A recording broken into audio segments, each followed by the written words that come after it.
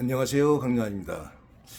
어제는 그 대통령 이미지라는 조금 이색적인 주제를 다뤄서 그런지 아니면은 그 탁현민 씨라는 좀 되게 좀 유명한 사람을 어떻게 소재로 해서 어, 그 주제를 이제 펼쳐가서 그런지 몰라도 좀 재밌었다, 흥미가 있었다라는 그런 반응이 좀 있었습니다. 오늘도 어제 좀 못다한 이야기들 그리고 이런 부분들은 좀 이렇게 같이 공유했으면 좋겠다라고 하는 거를 이제 경험 속에서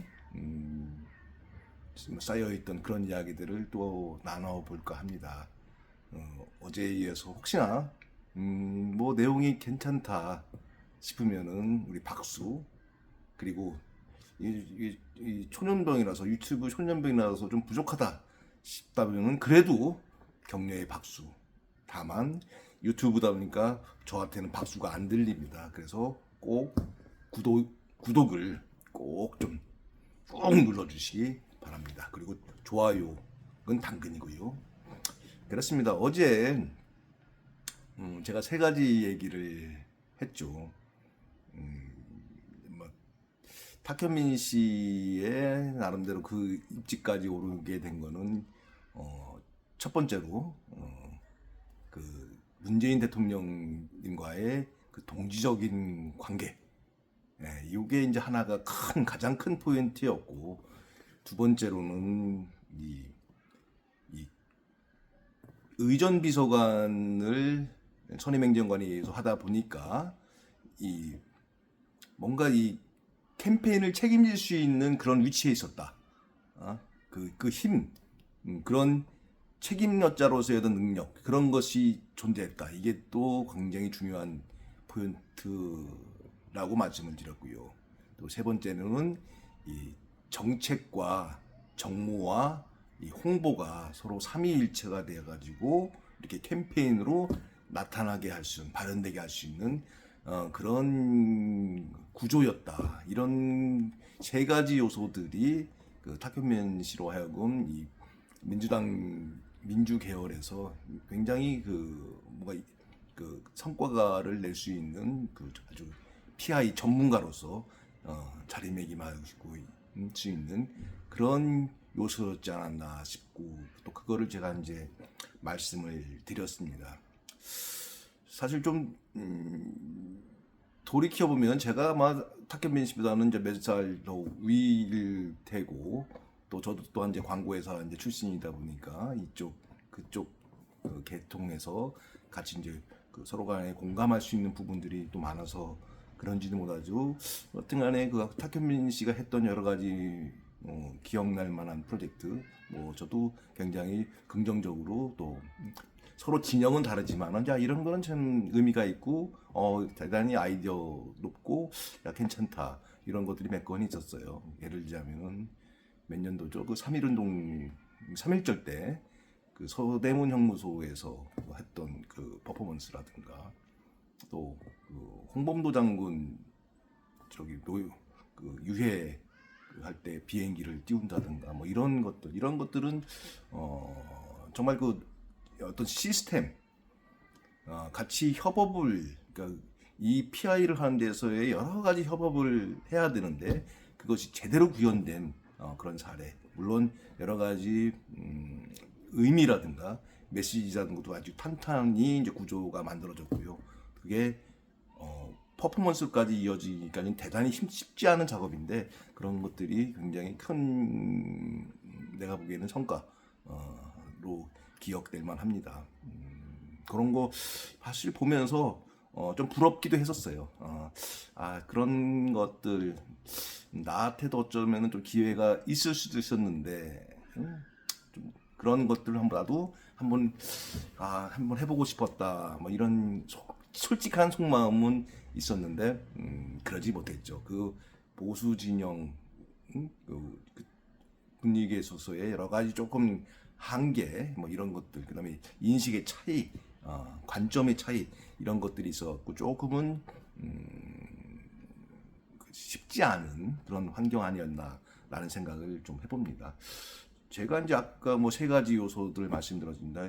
그거를 조금 인식은 했었지만은 느껴왔지만은 좀 깨달은 거는 그걸 그런 게 되게 중요하다. PI에서 중요하다고 느꼈던 거는 박근혜 대통령이 님이 이제 이제 탄핵의 길을 가고 할 때 그때 그런 거를 뒤늦게 좀 깨달았어요. 야, 이게 되게 중요했던 건데 왜 우리는 이런 걸 못했을까? 그런 아쉬움이 정말 컸었습니다.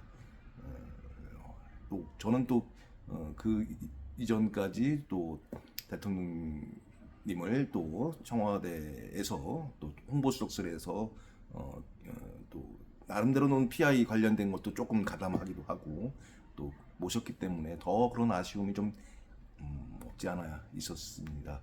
근데 그러면서 나름대로 꽤 생각을 이제 회고를 하면서 이거는 좀 이런 것이 되게 중요하다라는 것들을 앞서 말씀드렸던 그 동지적 관계라든가 뭐 캠페인 어떤 책임 능력 그다음에 무슨 뭐 정무와 정책과 홍보의 삼위일체 이거는 어떤 전체적인 시스템의 문제라고 한다면은 PI 관련돼 가지고 이런 것들은 매우 중요하다라고 느꼈던 것들을 좀 회고적으로 회상을 좀 하기 시작을 했던 것 같아요. 제가 봤을 때는 무엇보다도 중요한 거는 대통령님의 행보 하나하나는 매우 중요하다. 매우 중요하다. 그리고 사람들에게, 국민들에게 굉장히 빠르게 영향을 미친다. 그런 것들을 좀 많이 느꼈었어요. 일례로 제가 김대중 대통령님의 그 PI를 제1기획 있을 때 할 때 뭐 그 당시에 이제 그 바이코리아 붐도 일어나기도 하고 대통령님이 그 중소벤처기업 무슨 막 박람회에 그 시찰 가서 격려하고 뭐 이런 프로그램이 있었어요. 근데 이제 몇 개 바이오 기업에 이제 뭐 추천했는데 특정 기업을 제가 조금 알고 있었습니다. 근데 사실 주변에서 좀 발 빠른 사람들 저한테 혹시 대통령님 어디 가냐라고 물어보는 사람들이 솔직히 좀 있었어요. 근데 제가 이제 막 이야기하지 않고 이제 그랬었는데 그 행사 때 김대중 대통령님이 쭉 가다 그 부스를 들어간 거죠. 비기업인데 그 전날 상한가를 치고 그날 또 상한가를 친 거예요. 그러다가 나중에 이제 끝나고 나서는 또 제자리로 돌아오기도 했는데 그만큼 정보적에 대통령의 행보가 대통령님이 어디 간다, 어느 기업에 간다. 그런 기업 입장에서는 엄청난 호재다 말이죠. 호재고. 근데 그게 그만큼 행보는 되게 국민들 생활에 민감하다. 그래서 그때 정말 절감했었어요. 대통령님의 행보 하나하나는 메시지 하나하나는 매우 국민들에게 중요한 영향을 매우 큰 영향을 미친다라는 거를 정말 느꼈고 그러면서부터 굉장히 좀 조심스럽게 다뤄지더라고요. 이거는 하나씩 하나씩 그냥 뭐 아이디어 차원에서 하는 게 아니라 정말 숙고해서 해야 된다. 그런 생각을 참 많이 그때 했던 것 같습니다. 돌이켜보면 몇 가지 봤을 때 저는 메시지가 굉장히 중요한 것 같아요. 다른 것보다도. 그러니까 뭐 대통령님이 또 정부가 됐던 그 여러 가지 현안에 대해서 메시지를 남기잖아요. 그 메시지에 따라서 정말 세상이 바뀌는 게다가 대통령제 하에서 그렇기 때문에 그 대통령의 메시지는 매우 중요하다. 그리고 행보 이 또한 마찬가지로 그 메시지를 중심으로 해서 행보가 펼쳐지는 게 가장 바람직하다. 어느 행사장 갔는데 전혀 그 행보와 행사와 관련 없는 메시지가 날아간다. 그거 정말 언밸런스하고 맞지 않거든요. 항상 메시지 하에 거기에 맞는 행보 그리고 그 행사장도 그렇게 구성되고 거기에 대통령의 이미지도 어느 정도 이렇게 맞춰가고 퍼포먼스라든가 이런 게 갖춰가야 된다. 저는 그런 생각을 하죠. 결국은 메시지를 통해서 여러 가지 것들이 대통령의 이미지는 결정되고, 그리고 그 메시지 하에서 또한 중요한 게 있습니다. 메신저가 누구냐. 대통령이 모든 이야기를 할 수가 없거든요. 또 해서도 안 되고, 대통령님이 해야 될 메시지가 있고, 대통령님이 아닌 총리가 해야 될, 또는 비서실장이 해야 될, 아니면 수석이 해야 될, 아니면 장관이 해야 될 그런 메시지, 이런 것들을 어떻게 배분할 것인가, 이것도 되게 중요한 문제죠. 자칫 잘못하면은 대통령이 해서는 안 되는 그런 이야기를 대통령이 했을 때 굉장히 큰 게 다가올 수가 있다라는 생각을 하죠. 일례로 저희가 그 부처 뭐죠? 그 1년간의 그 부처 운영 계획 같은 거를 발표하는데 그날 아마 그 대통령님이 다른 무언가가 일이 있었을 겁니다. 근데 거기에 저희들 좀 총리가 하는 것도 어떻겠냐. 왜 우리는 항상 그 당시도 JP 총리였잖아요. 왜 우리는 항상 모든 걸 대통령이 중심이 돼서 대통령이 다 있어야 되냐. 총리도 책임 총리제 그 역할 속에서 부처에 대한 업무 보고도 한번 총리가 한번 해보면 어떻겠냐. 근데 실제 그렇게 해서 한번 어딘가 했었습니다. 과학기술부인가 어딘가 했었는데 근데 그게 잘 안 되더라고요. 그러니까 조금 뭐랄까 딱 대통령이 해서 했던 그런 행사 대비해서 조금 뭐랄까 좀 한 2% 부족하다고 할까요? 또 메신저이신 그 당시에 이제 JP 총리께서도 조금 멋쩍어 하는 경우도 있었고요. 왜 익숙하지가 않으니까. 그런 걸 봤을 때 이 메시지 누가 얘기하느냐는 대단히 중요한 문제다라는 생각을 하고요. 또 하나는 뭐 누가 원빈이 나와서 광고도 하고 있지만 TPO 커피 있잖아요. TPO 대단히 중요해요. 타임, 플레이스, 그러니까 어떤 때, 어느 장소에서 오퍼튜니티 어떤 기회에 하느냐, 그거 선정 되게 중요하죠. 그냥 바로 당장 해야 되는데, 바로 당장 대응을 해야 되는데, 말을 해야 되는데 질질 끌다가 진짜 뭘로 막으려고 하다가 걸리고 가래로 막아야 되는 그런 상황이 될 수도 있고요. 당연히 이날은 그 장소에 갔어야 되는데 엄한 다른 곳에 있기 때문에 낭패 보는 경우도 있고요. 그런 것들, 그 TPO가 대단히 중요한 겁니다.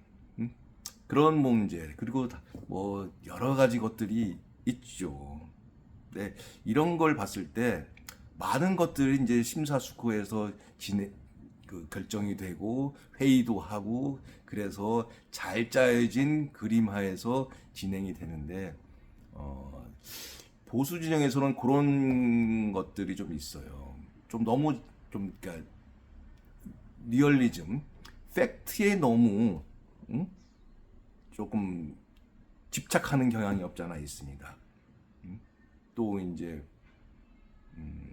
저는 마케팅을 제일 여기서 하면서 이제 마케팅 불변의 법칙에 가장 많이 인용되는 것 중에 하나가 인식의 법칙이라는 거거든요. 실체보다 인식이 실제를 지배한다라는 이야기가 있죠. 퍼셉션이 매우 중요하다라고.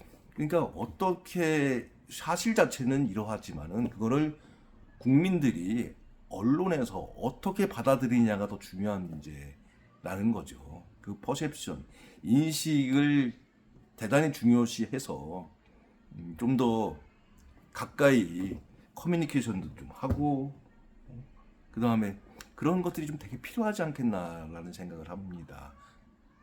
그러니까 여러 가지 앞서 말씀드렸던 메시지, TPO, 뭐 그런 것들 플러스해서 이런 것들 잘 만들었다면은 국민과의 인식 속에서 인식을 어떻게 잘 해나갈 것이냐 이런 것들이 되게 중요한 문제. 좀 보수 정부 같은 경우는 지나치게 이제 뭐 법의 질서, 그러니까 이 문구 해석들을 되게 많이 하죠. 문구 해석들을 많이 해서 하고 또 실체는 그런데 우리 진정성 있게 이렇게 하면 되는데 우리가 제대로 하면 되는 건데 언젠가는 믿어주겠지. 언젠가는 알아주실 거야.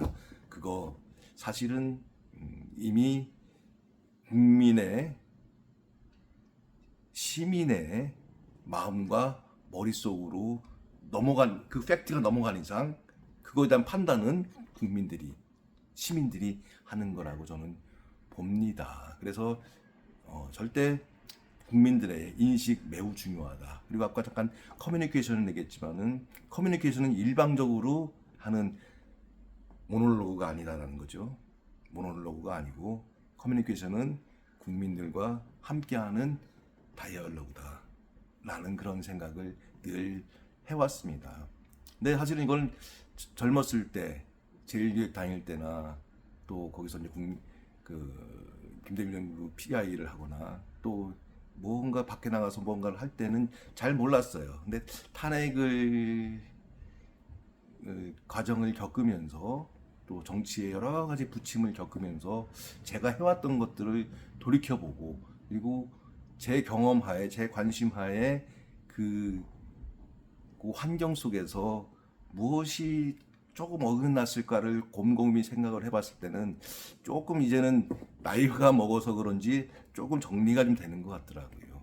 근데 그런 부분들이 제가 봤을 때는 민주당 계열은 대단히 좀 체계적으로 시스템 역할 분담 하에서 이렇게 공조가 이루어져서 그런 것들이 꾸려가는데 이 보수주 계열에서는 좀 그런 부분에서 상당히 좀 미흡하다라는 생각을 많이 합니다. 그거를 제대로 이제 갖춰 나가는 것이 대단히 중요하지 않겠는가. 뭐 전반적으로 잘 뭐 정치 뭐 등등등 정책 잘 풀어가야죠. 잘 풀어가야 되는데 항상 강조하건대 정치와 또는 정부나 그리고 정책 그리고 그 홍보는 세계가 같이 굴러가야 된다. 그래서 진짜 국민들이 편하게 이해하고 같이 공감할 수 있는 그런 체제로 가야 된다는 생각을 합니다. 어제 이어서 이렇게 홍보 이야기를 또 나눴습니다. 부족하실지라도 더 열심히 더 새로운 이야기 그리고 저 재미있는 이야기를 가지고서 여러분들을 만나뵐게요. 꼭 구독 부탁드립니다. 그리고 좋아요는 당근이고요. 고맙습니다.